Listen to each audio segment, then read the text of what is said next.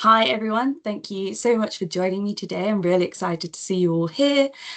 So just to start by introducing myself. So my name is Frances. I am a PhD student, or as we like to call it in Oxford, a DPhil student in medical law. So the work that I'll be talking to you about today is mostly based on my PhD thesis, which looks at NHS and maternity harms.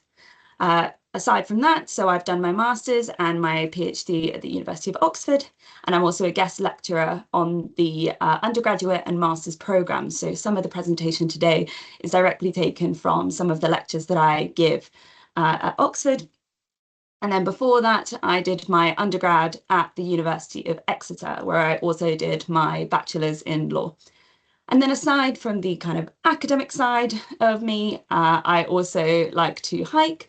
I am trying to get better at reading and also yoga. And I say reading as I don't know if any of you can relate, but I definitely find because I read so much for my academic side, I often find reading for fun really difficult, especially because my brain is so hardwired to just look for the information. So I'll skip through descriptive passages for the dialogue and things like this. So that's a real skill that I'm trying to learn this year is to slow down and enjoy reading for fun. So just to get started, what are we looking at today? So we're going to start by looking at the work that I do as part of my PhD. So I'm in my final year now. I'm hoping to submit my PhD for what is called your Viva, which is where I go and defend in person in February. So actually, I'm being a little cheeky today in that I want to pick all of your brains on the work that I'm doing. So if you have any thoughts, if you have any questions, please pop them in the chat. We will have a Q&A session at the end. Oh, if you wouldn't mind muting, that would be wonderful. Thank you, Mohammed. And then, yeah, if you have any questions, any thoughts, super, super useful, good practice for me for when I have to defend in February. Then I've got a couple of other bits to do with maternity harms, but also I just think are really important things to be starting to think about if you're interested in law or simply an interested person in society around intersectionality and institutional harms. And then finally, we'll come back at the end to looking at the question that started the whole topic off. Is law always the answer, and what to do when the law doesn't recognise a harm? So a couple of things around that. Taking part is very much encouraged. See this as your first go at a mini tutorial. So at Oxford and Cambridge, there's quite a specific type of teaching called a tutorial, which is small groups of around 5 students to 1 professor, where you will write an essay and then you will come in and you will debate that essay and your friends' essays and think about the way you want to argue and what your viewpoints are. So see this as a bit of a practice run. If you've got thoughts, if you've got arguments, they are highly encouraged, and we will have some Q&As and discussion points as we go through. If you have more general questions, there is a Q&A at the end. And then finally, as Pravai, I think, mentioned, this lecture is being recorded. Please do not feel you have to write lots of stuff down. I would much rather you access all of this information at the end and instead focus on joining in on the discussions. So please don't feel you have to rush to write everything. And then just a side note, so as you will have known from the title of the talk, so I'm looking at maternity harms in the NHS. Some of the work I do, and foundational to the method that I use to create my PhD, is that I look at victim testimonies. I have included some within the presentation today because I think it's really important for you to know a bit about it, but they are not fundamental to the understanding of the work, and they do contain references to death, violence, and discrimination. I appreciate that not everybody wants to access that on a Tuesday afternoon. So the wonderful thing about being online is you can absolutely leave. If you want to take a break, if you want to go and come back in, all of this is absolutely fine. And actually, I won't know. So please access the content in a way that is safe for you. Do not feel that you have to look at it all now. If you don't want to, and I have put all of the testimonies in italics. So if you see italics and you don't fancy reading it, then you don't need to.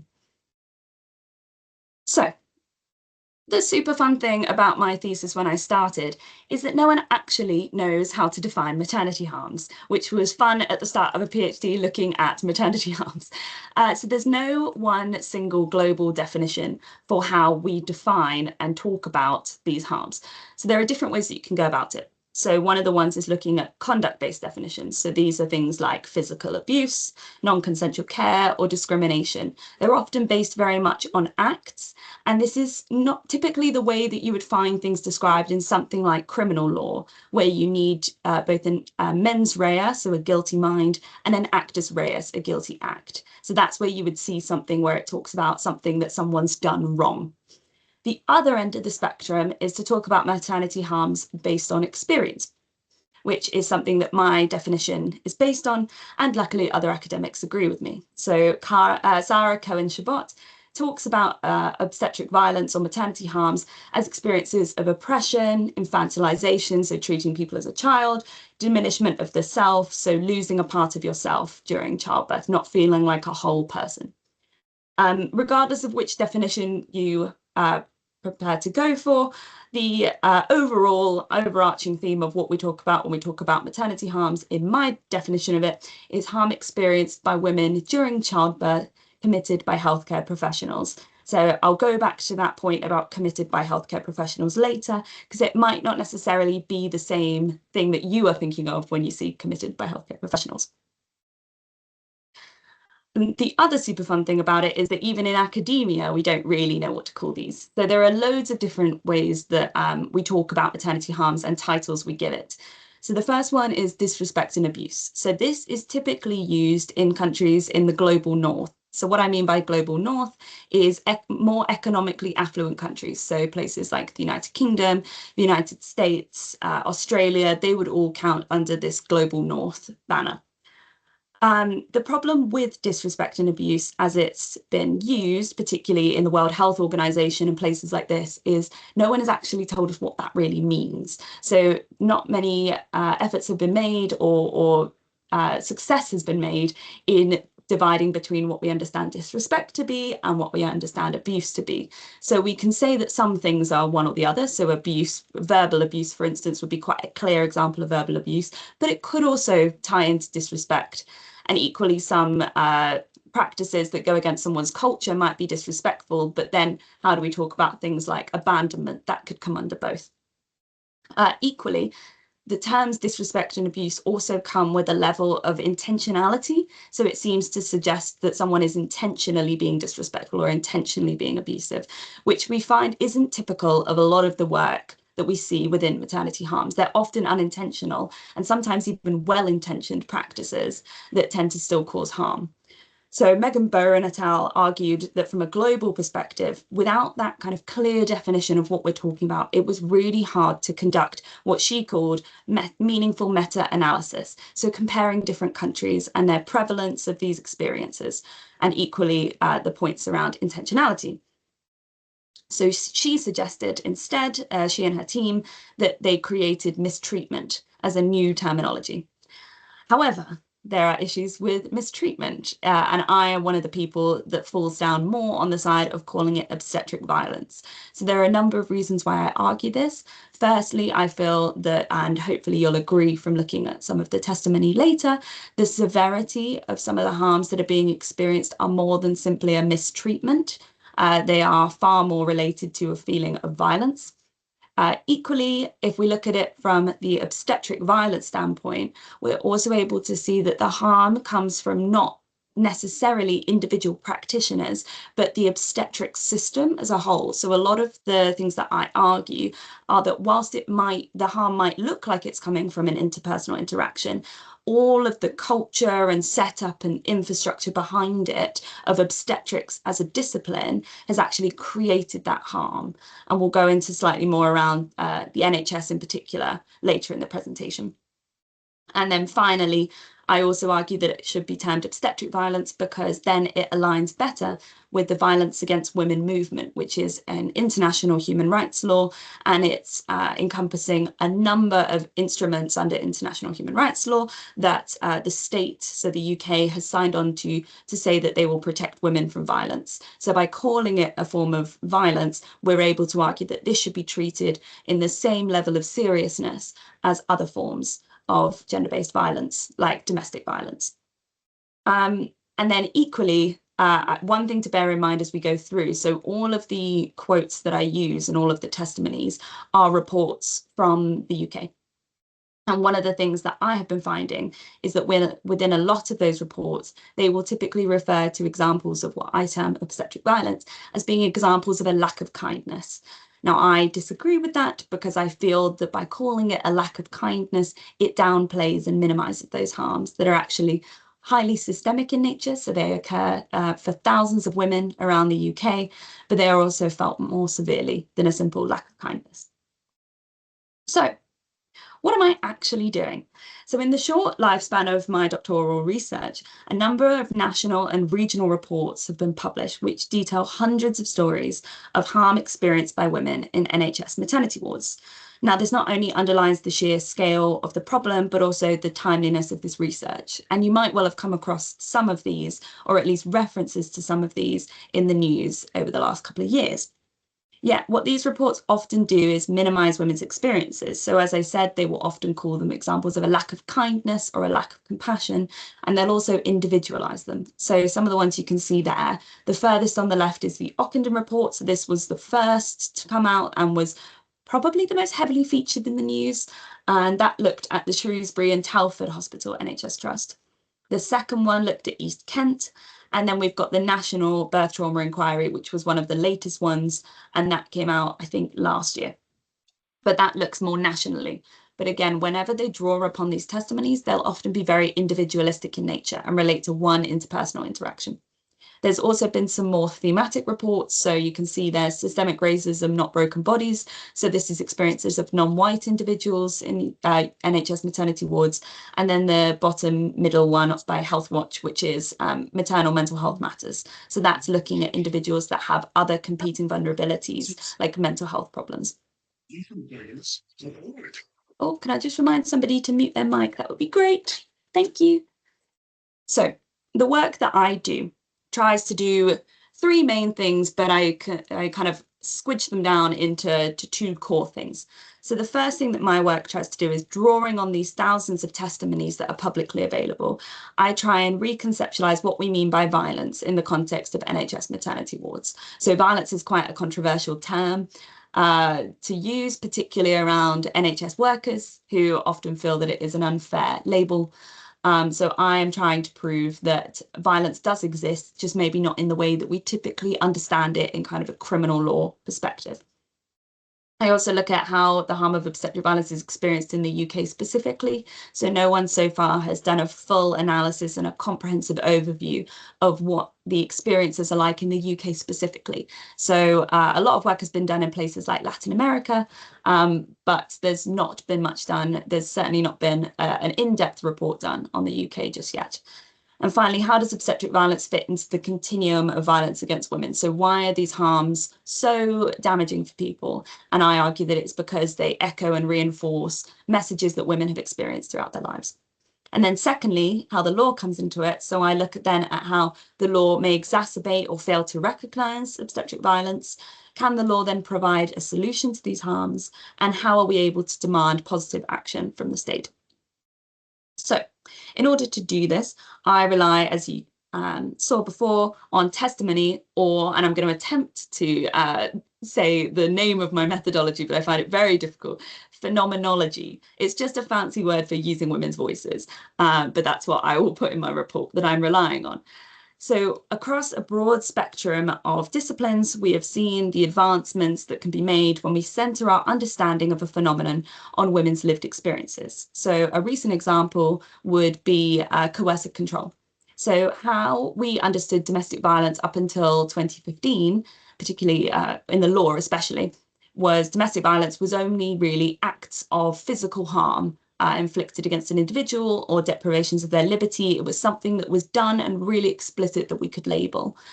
However, when we talk to women about their experiences, Evan Stark found that actually that wasn't the only example of domestic violence. And the smaller acts of coercive control, as he termed it, also caused a lot of harm for women. So for instance, telling a woman or telling their partner what clothes they could wear, who they could interact with. Now, if you looked at that from purely an act-based, that might think, well, he's just passing his opinion on what you should wear. But actually, from listening to women and listening to their experiences of that, as a harm, we were able to see that that should also be something that we are using the law to protect women from. So in a similar fashion, I draw on women's testimonies of their experiences of obstetric violence, enabled to gain a more holistic understanding and allowing us to respond effectively to the harms that are being experienced. I also think there is immense personal value in listening to women, because a lot of women feel very pressured to only recount the positive experiences of their birth, particularly if they've had a healthy baby as the outcome. So from personal experience, a lot of the women that I end up speaking to often will have a story of something that has upset them or traumatized them or caused them harm during their birth. But for many of them, I will be the first person that they've ever disclosed that to, because they felt that no one really cared or no one wanted to know. So I would encourage you, if you feel safe to do so, to ask the women around you that have given birth about their experiences, because chances are they probably have never been asked or never felt comfortable to share those experiences. So I think from a personal standpoint, I'm really proud of the work that I do in being able to elevate women's voices. So what is my framework? So through the compilation of thousands of testimonies, I've drawn together what I call the whatness of obstetric violence or maternity harms. And through those testimonies, I've come up with three core themes that women seem to experience. So they are disempowerment, vulnerability, and shame. So just to go through them. So as it says there, just disempowerment occurs when a woman has limited influence over what others think or believe, as well as an inability to disable others from exerting influence over her. So what I look at in particular within the chapter that I focus on disempowerment is things like testimonial injustice, so when women aren't believed, instrumentalization, when they are treated like a womb or treated as a means to an end of having a baby at the end, not treated as a whole person, or expectations of conformity. So one of the things that we'll go into slightly later is the idea of consent. So legally, all patients are legally able to refuse treatment, and they must have medical professionals must secure consent in order to do anything to another person's body. However, what we're finding in a lot of these situations, particularly in high intensity situations, or simply when healthcare professionals are quite busy, is that they will assume that somebody has consented, or they will assume that somebody is going to reply. And therefore that consent conversation that's meant to occur is actually a lot more grey, and is often kind of, things are done without really focusing on what the woman wants, but instead assuming that of course she would want this interaction or this intervention to occur because she wants a healthy baby. So my work then problematizes that consent model as we understand it, and as it's seen to be a form of patient empowerment. And actually, I look at how epistemic hierarchies, so knowledge hierarchies, how medical professionals are seen as being very knowledgeable and women are often framed as being not knowledgeable, how that and also the power relations inherent within that structure question whether shared decision making is actually being allowed to occur in this context.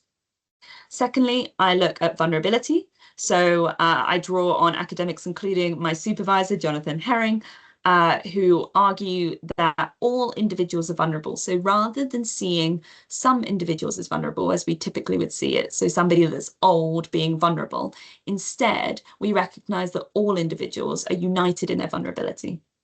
And by doing that, by recognizing that all individuals rather than some are vulnerable, then the state has to change the way it behaves towards us. So rather than the state only focusing on helping vulnerable individuals, they will instead be required to help all individuals to achieve a level of security.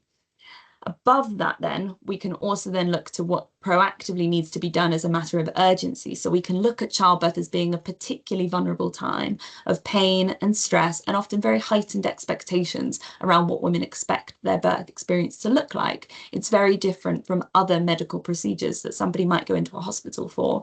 I don't particularly have dreams about what I want my knee operation to be, but I might well have dreams about what my ideal birth experience might be.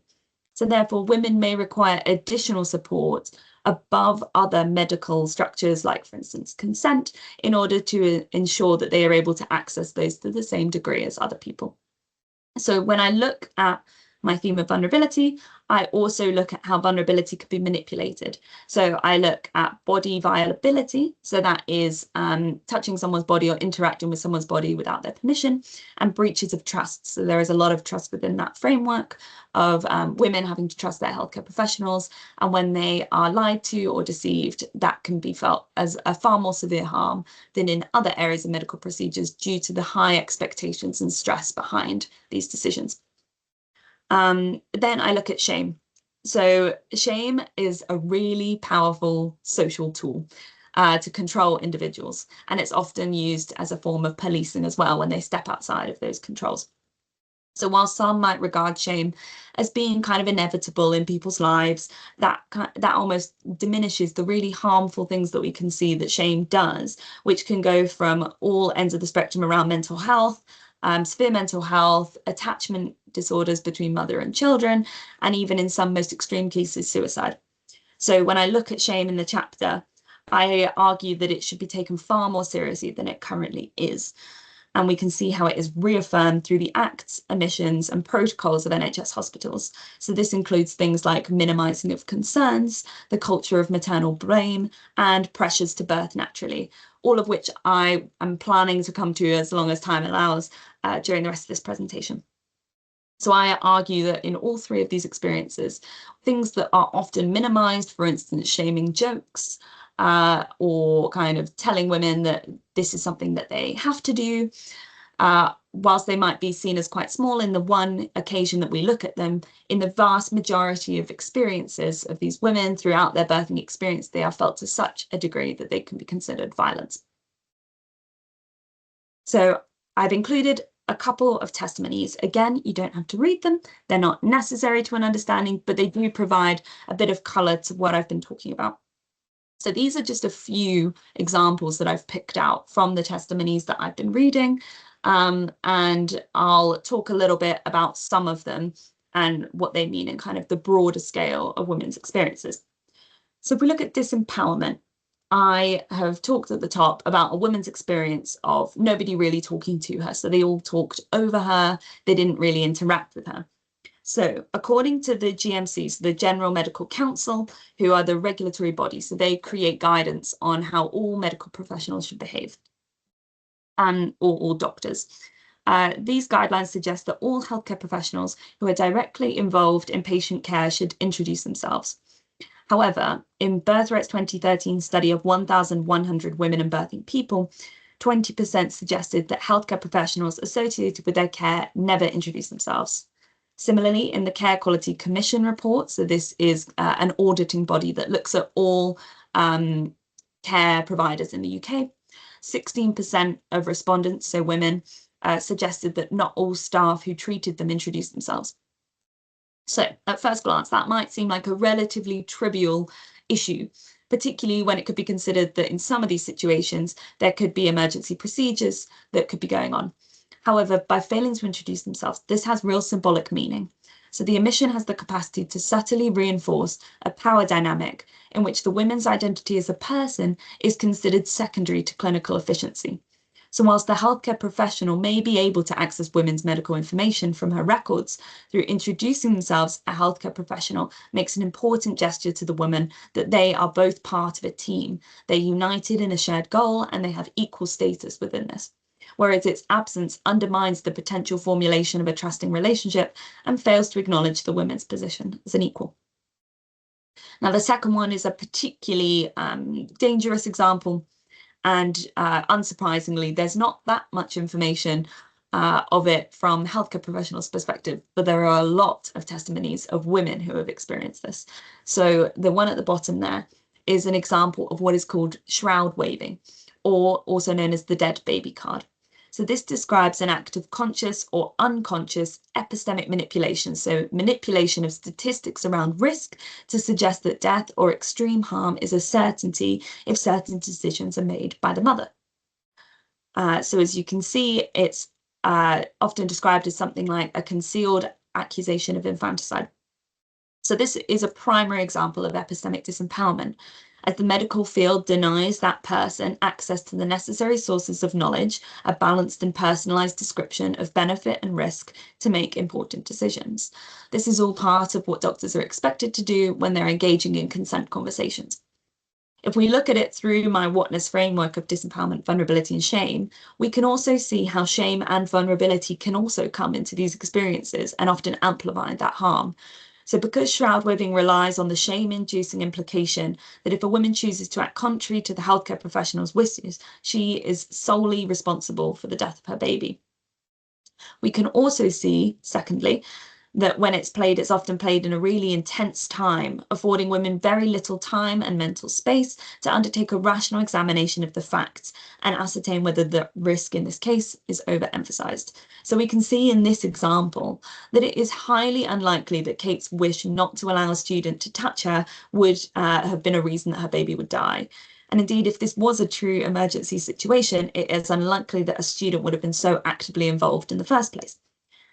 This woman, Kate, who is quoted here, does also described in the interview how she was uniquely vulnerable during this pregnancy because of her fairly recent miscarriage and therefore concerns that this baby would also die. So the use of the dead baby card in this perspective was felt so severely given her patient history. And this threat undermines the woman's ability to think clearly about her decisions and personal boundaries in the way that she would like.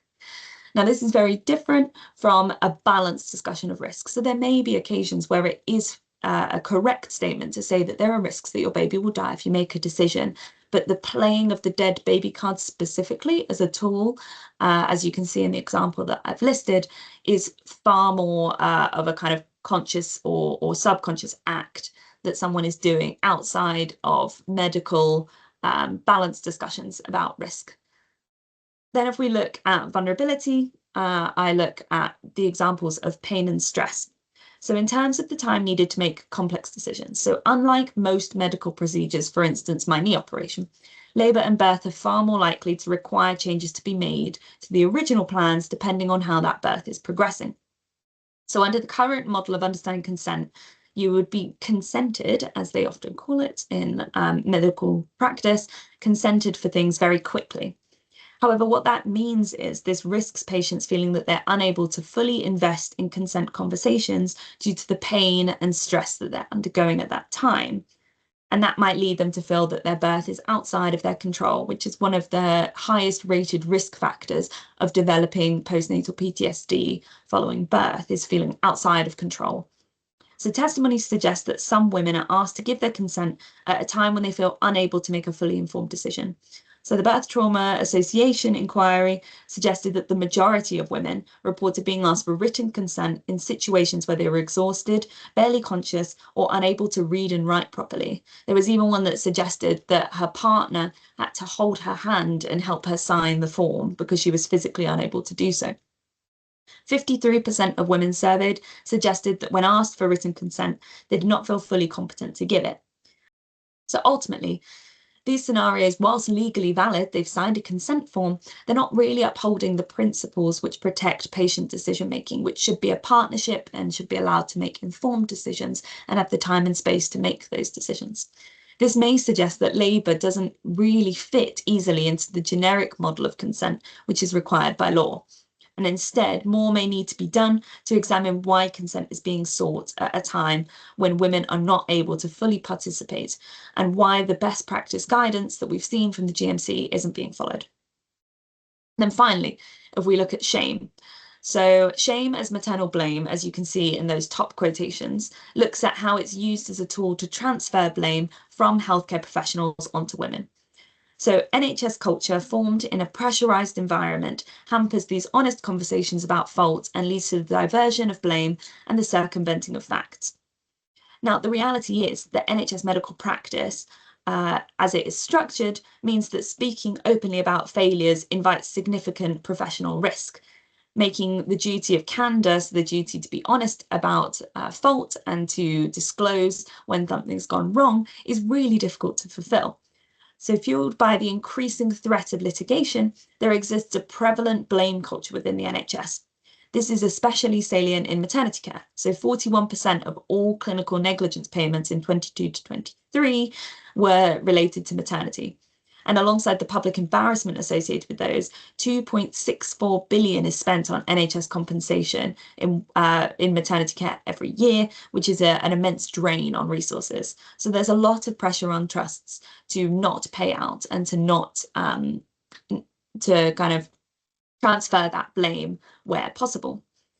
However, that then permeates down to a professional level. So there's been a marked increase in the number of legal claims made against practitioners, particularly within the field of obstetrics and gynecology.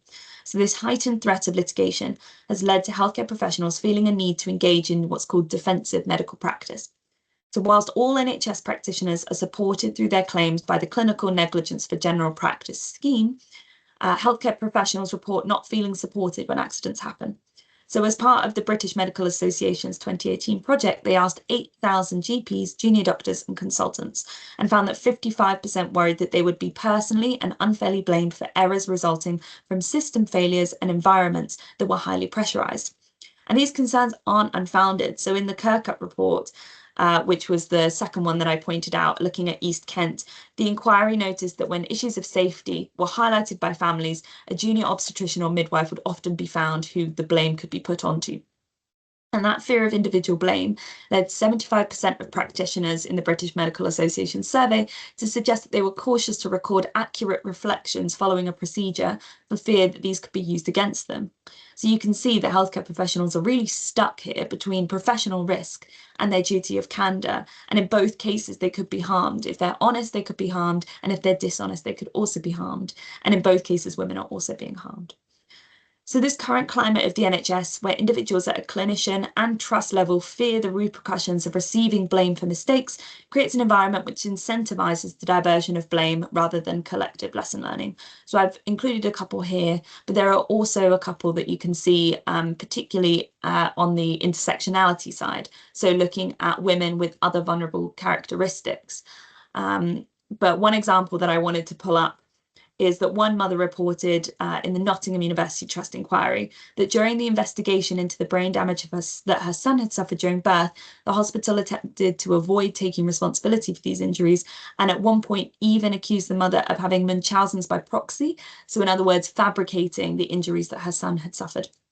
In another case, there was a situation where, following an interview to debrief and discuss what might have gone wrong with, I think it was a baby death, the healthcare practitioners attempted to go back in and wipe certain parts of that interview for fear that it would make them look culpable to further blame. So these are examples where you can see that actually, whilst it is the interpersonal interaction that is causing that harm, it's the institutional environment and the pressure, and actually sometimes the legal situation that exacerbates those harms. So, time to lead back to you for a little bit. So now that we've looked through my framework and how I use testimony and women's memories to create that framework, can you think of any examples, and I've included a couple to get you started if you want to rely on those, of any benefits, but also potential limitations of using women's memories in order to create an understanding that could influence law around the harms that they experience? And I'll give you a few minutes to write in the chat.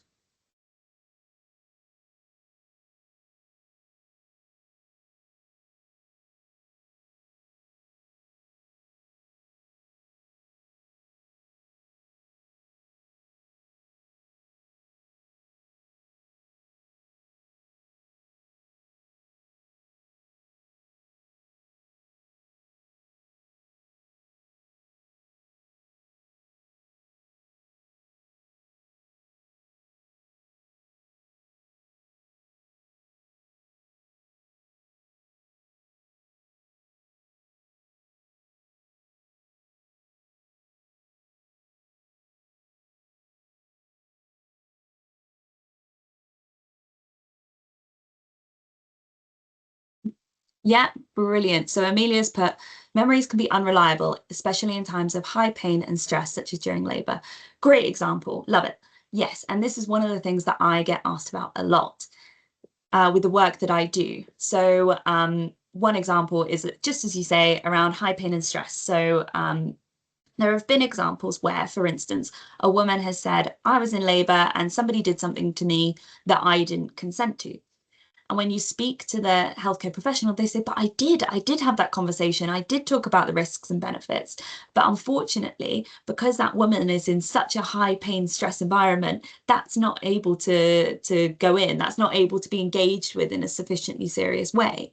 So this is one of the things that I try and draw out, and something that Amelia has really commented upon, is the fact that actually having both examples is really helpful. So having experiences of women, but also experiences of healthcare practitioners is very useful in order to understand.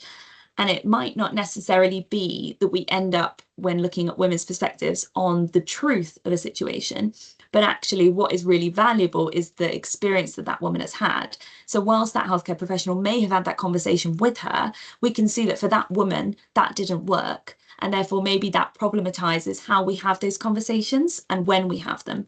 So that's a really good example. There is a precedent of using feelings of risk or violence in law.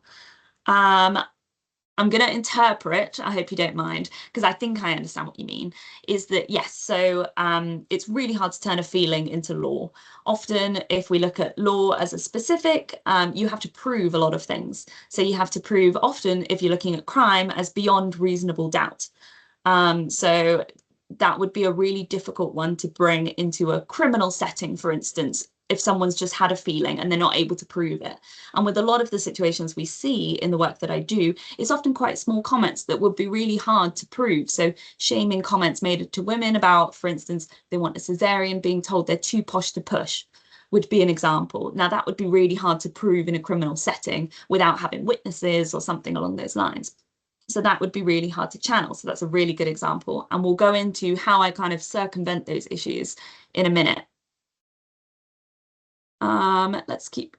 We'll take probably one more. Rose, I think that's a fantastic one. And I'll come back to you later because I've got that in my next section. But she's put, they have put, feelings of shame might result in underreporting of negative experiences. So yes, I will call upon that later. Thank you so much. Certain women could have personal prejudices against minority people of certain backgrounds who are heavily present in the medical field. This ethnic racial prejudice could influence their memory. Yeah, really good example, Danielle. And it goes both ways. So we'll talk a little bit later about the women's side. So some of the discrimination that women experience from healthcare professionals, but absolutely it can also go the other way. And there can also be biases inherent within women's experiences of those individuals as well. So yeah, really, really great stuff. Thank you, everyone. I'm sorry that I'm not able to look at everyone's, and I might well, if we have some time at the end, I might come back to them because I find them super, super interesting. Okay, so going on to have a look now at intersectionality. So I think it was Danielle I think it's Danielle. Yeah, it was that has taken us into that. So that is a lovely intersection into it. So what is intersectionality? So I've used a physical road intersection here because I think it's quite useful. It literally does mean the intersection of more than one unique characteristic. So women and birthing people and men will have unique characteristics, some of which are characteristics that make them vulnerable, and some of them are ones that don't make them vulnerable. So for instance, a white woman has a very different experience of the world as a black woman, as a black man, as a white man. So it's the unique makeup of all of those characteristics which align to create certain societal advantages and disadvantages. So a black woman, for instance, would probably be very unlikely to know whether or not she's being discriminated against because of her race or because of her gender, and actually highly likely that it's a combination of the two. So linking into that, before I go into the specifics of maternity care, I thought it'd be a good idea to just apply and check that we understand the application of this as a theory. So can you think of any examples of intersectionality that you might have come across in your day-to-day life?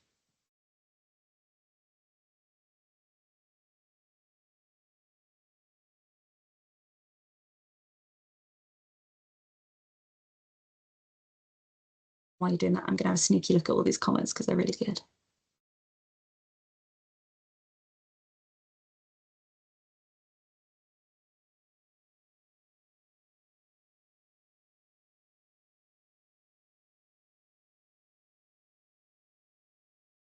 in job interviews for senior jobs, men are sometimes taken more seriously than women. Really good example. And I think links into kind of broader themes around sometimes how women present themselves compared to men. So one of the things that I've looked at is around GPs and women discussing symptoms with GPs. So they will often, just in the way that women have been socialized, will often tell a longer story around their experience to create context, which is quite different to how men have often been conditioned to explain. And therefore, if we understand medical structures as being based on quite a masculine understanding of reporting your symptoms, the kind of contextual story basis that women describe their symptoms often can be seen as unreliable.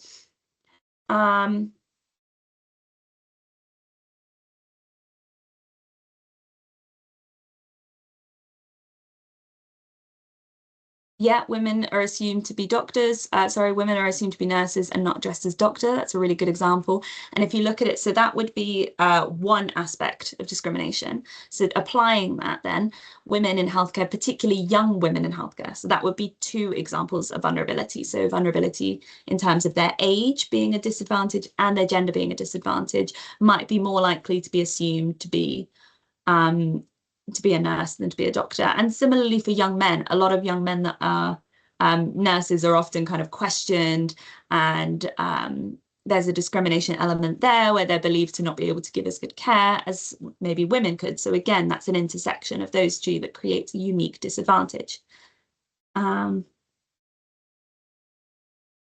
Fantastic. Danielle, you are giving some great examples, as is everyone else. But Danielle's given one that I was going to talk about later, so I'm slightly biased. But Danielle is talking about medical professionals that believe that Black women have a higher pain tolerance, leading to greater suffering of Black female patients. So this is one of the examples that I'll bring up later.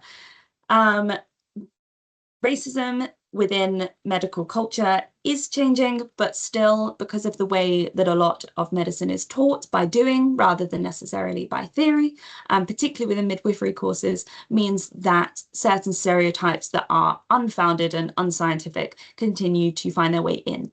So one of the things that I have seen is people saying, still believing that Black women have less nerve endings than white women, which is based, traditionally based on the highly racist and traumatic experiences of Black slaves who were tested on during the 1800s, and it was used to justify testing on them without anesthesia.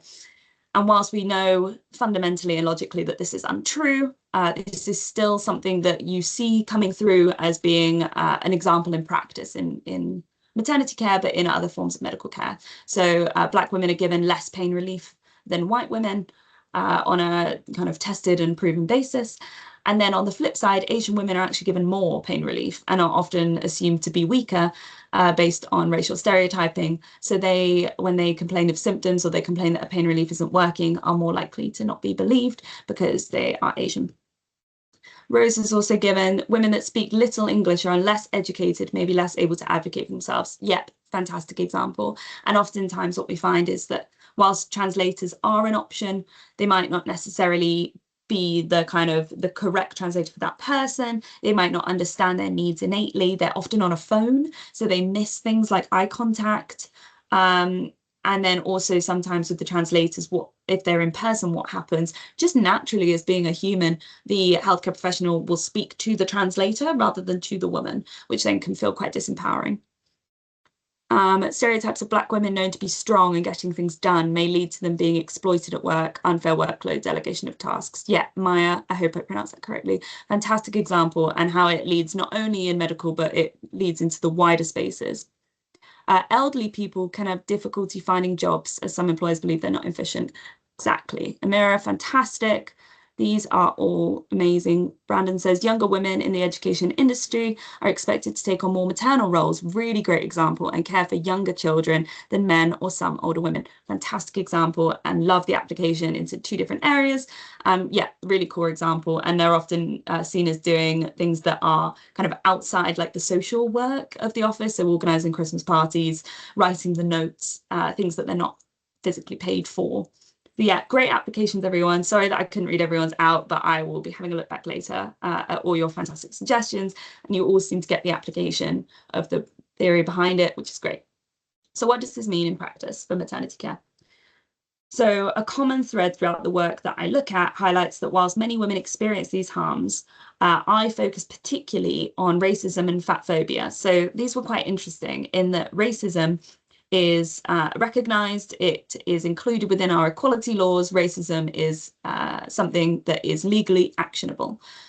Less so for fat phobia. So fat phobia is often described as being the last form of socially acceptable discrimination. So this is discrimination against, in my focus, pregnant women that have a higher BMI or are assumed to have a higher BMI based on the way that they look. So it's not often, or it's not always, scientific. And what we see is, particularly with these two groups that I focus on, that these women will experience harms more frequently with greater severity and often far more insidiously than other women that are kind of have more privileged characteristics. So your white, able-bodied cis woman. So as you can see here, this has practical outcomes. So in the UK, Black women are still 5 times more likely and Asian women twice as likely to die in childbirth than white women. And related to that, the rates of emergency cesarean birth, so rather than a planned cesarean birth, are highest for women from Black ethnic groups, followed by South Asian women when reported compared to those of white women. So again, if we look at emergency cesarean birth, we can question why that might have happened. So is it because of testimonial injustice, of women not being believed, of assumptions being made about certain women, or is it something around not being able to recognize certain ailments on certain individuals' skin? So one of the examples that I often bring up is around Serena Williams. So you might have read, she did a Vogue article quite a while back now about her experience of giving birth. Now, when she gave birth, she started to feel like really tight chested, and she immediately asked for a scan to happen because she knew that she had a history of pulmonary embolisms, so issues with her lungs. And the medical professional that was interacting with her assumed that she was just slightly delirious from having given birth. So she started to put on an IV.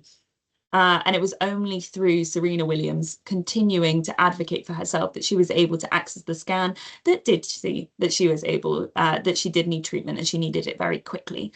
And I use that example because Serena Williams, you would often assume, being a very highly famous and well-respected tennis player, might have slightly more respect and belief acquired to her than your average person.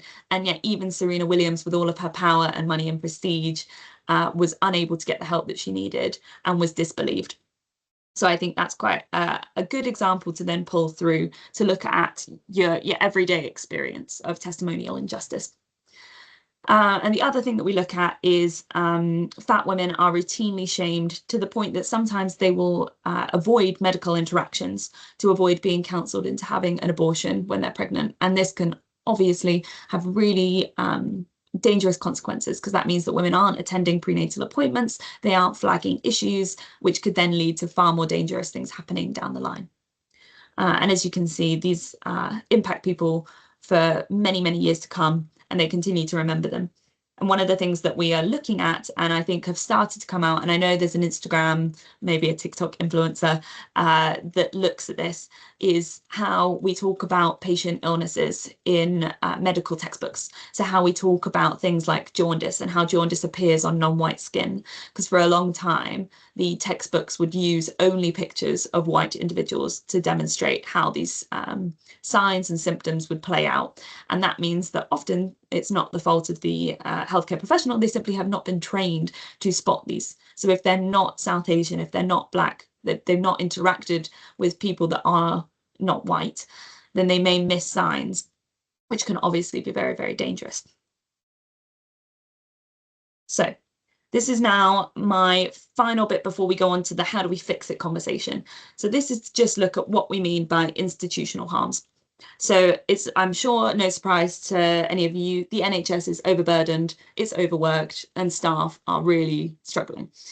One of the things that we see is when we talk about things like obstetric violence, healthcare professionals will get quite upset because they did not enter this practice to cause harm. They've often come in because they really care about the individuals that they're speaking to. So they'll say, you know, we're doing our best. What about the violence that we experience? And we can see this in a lot of the infrastructure. So we can see that there are cases of bullying that occur. There are cases of these jokes being made. So midwives were saying, you know, I tried to escalate. I tried to say that this woman needs to move from a midwife-led, so often kind of more kind of biological birth processes that don't need any sort of medical intervention. I'm trying to escalate her to the obstetric ward where she can have things like a cesarean section. But every time I try and do so, somebody says, oh, you can't control your women, you can't look after your women, what's wrong with you? So then it's no surprise then if we look at the report that people are saying, well, midwives aren't escalating quick enough when emergencies occur. But if they know that every time they pick up the phone to talk to someone in the obstetric ward, they're going to get jokes made about them, you can see why they might think twice before they escalate. So what I'm trying to look at is how, if we look at it as obstetric violence, we can then look at it as a form of international human rights law. So what that means then, outside of some of the things that we see here, I'm conscious of time, so I'm going to have to like kind of breeze through this bit a little bit quicker than I would like to, but I really want to leave a little bit of time at the end for some discussion. And also, if you have any questions, Pravahi has said that she will keep a track, and hopefully I'll be able to write a reply to any specific questions. But what we're seeing is that because the law as it currently runs doesn't recognize a lot of the harms that we're seeing, so some of these examples that I'm talking about, they often don't recognize, they only seem to recognize really malicious forms of harm. So if we look at criminal law and tort law around battery and assault and clinical negligence, they're often blaming or putting the blame onto a certain doctor. So battery, they've touched someone without their consent. Assault, they've made somebody apprehend that they're going to be touched without their consent. And clinical negligence, they're acting in a way that is not befitting of the profession. So these are all things that doctors and midwives have done. Whereas what we're seeing is that actually they're in an environment that is incredibly difficult for them to function under. So is it fair, as I've put here, and unfortunately, I don't think they have time to go into these, but these were some of the questions I came up with. You know, is it fair to call shaming comments a crime? Is that not a bit disproportionate to, you know, potentially put somebody in prison or fine them for making shaming comments or for harboring beliefs about Black people and their use of pain relief, when actually maybe education and these sorts of kind of more proactive responses could be better? Is it always fair to blame doctors when we can see the environment they're working in? And actually, does these kind of responsive criminal charges or tort charges really stop a crime from happening, or does it just respond to these things that have already happened? So what I look at is international human rights law. So the state has certain obligations to protect women from violence. And I lean on this convention in particular, which is the Istanbul Convention, that states should take necessary legislative and other measures, so they can be quite creative with this, and effective, comprehensive and coordinated policies to combat all forms of violence. So for the last 5 minutes, I would love us to get a little bit creative. So if we look at international human rights law, the state has a bunch of tools that they can use to respond to violence. So I would love you to have a think about what those could look like. So one of the things I just talked about was around education and improving textbooks, and how they talk about different races and how symptoms produce on different coloured skin. But are there other things that you can think of that might be quite useful?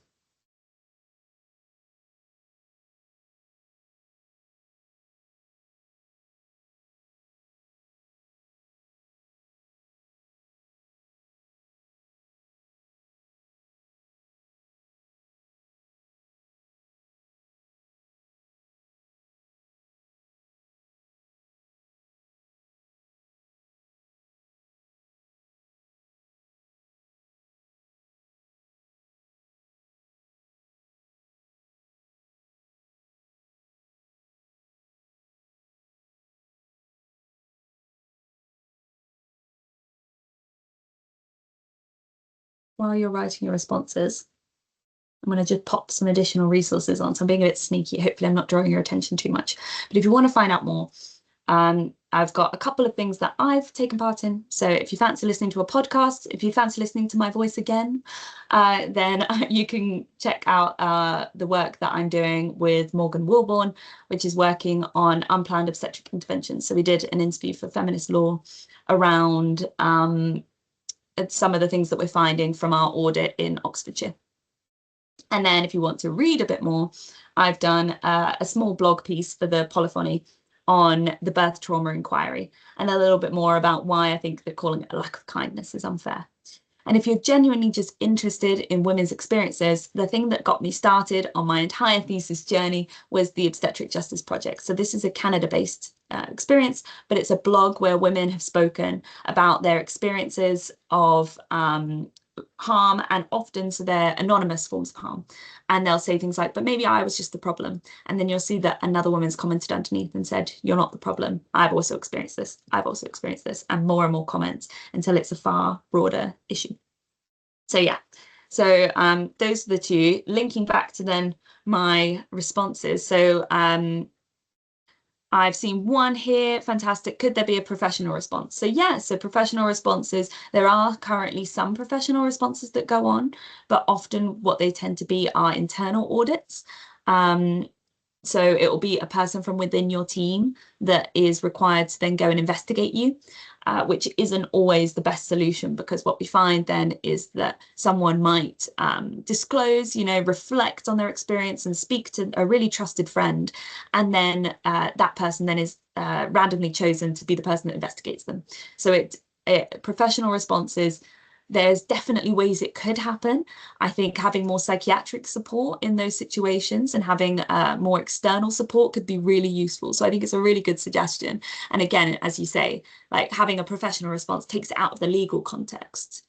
Education, Amelia, absolutely. On using testimonies, data collection, massively vital. So one of the things, like the reason I'm even doing this project is because we don't have national data, whereas places like Mexico have a national, they have a census that goes around to all women in Mexico between the ages of 18 and 70, I think it is, that asks them about their birth experiences. And they've been able to find with that 1 in 3 women experience obstetric violence. So we don't have that data yet to even be able to make those claims to the state that this is something that's really important. So yes, data collection, massively important. Danielle, similar to what was said, there should be mandatory classes for medical students to attend to educate them, break down stereotypes, but also give insight into the experiences of patients who have been failed. Absolutely. And I think it's really important to think about who gives those as well, because one of the things we're seeing is that midwives and obstetricians are not often taught together. So we're seeing in their professional practice that there's an us and them mentality, and yet they're never educated together. So how are you supposed to develop those really important friendships that will help with that team working? So not only is it about the stuff that's being taught, as Danielle said, it's also who is teaching it and who is sat there and who is listening. I think it's really important.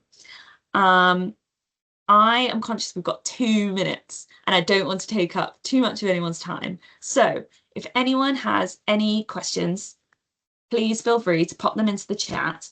The only thing I can't talk about is the admissions process. I do not have any role in the admissions process, so I can't tell you anything about that. But if you have general questions, any more questions about my work or any questions about law and experiences of law and broader Oxford stuff, please feel free to pop it in the chat.